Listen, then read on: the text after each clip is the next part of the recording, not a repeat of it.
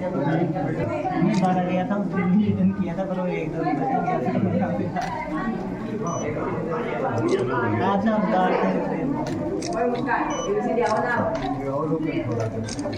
Sir, शिक्षा के क्षेत्र में नवाचार किस तरह से हो रहा है? जो हमने काम किया है, जो नवाचार की बात कर रहे हैं आप, इससे पता चल गया होगा कि इस बार परीक्षा परिणाम हमारे निजी विद्यालयों से बेहतर रहे हैं।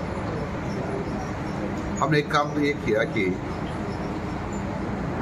जो सत्रांक होते हैं, जैसे कि कोई सब्जेक्ट होता है उसका 100 अंकों का पेपर होता है, उसमें 20% सत्रांक होते हैं। तो अधिकांश टीचर 20 में से 20 देते, कोई ज़्यादा होता था 18 दे देते, और उधर 80 में से 13 आ जाए या 15 आ जाए तो पास हो जाता है, क्योंकि टोटल जुड़ते हुए 33 हो जाते हैं। तो हमने कहा कि सत्रांक में कुछ भी दो, लेकिन 80 में से 40 नंबर से कम आते हैं तो हमारे विद्यार्थी तो पास जाएंगे, लेकिन गुरुजी फेल हो जाएंगे। और इसके कारण से हमारे अध्यापकों ने अपनी बार पढ़ाई में मन लगाया है।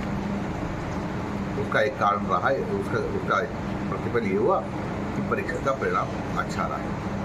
दूसरा है कि इस विद्यालयों में कई अध्यापक वीरू जी की पूजा करने के नाम पर, बालाजी की पूजा करने के नाम पर, नमाज पढ़ने के नाम पर स्कूल समय से स्कूल छोड़ जाया करते थे।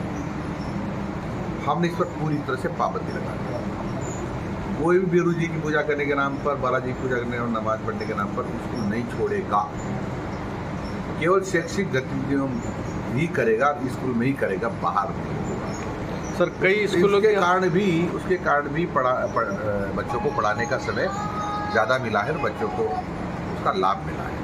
सर, कई स्कूलों में कक्षा क्षतिग्रस्त हो रहे हैं, बच्चों को बैठने में दिक्कत आ रही है, इस बारे में आप किस तरह से?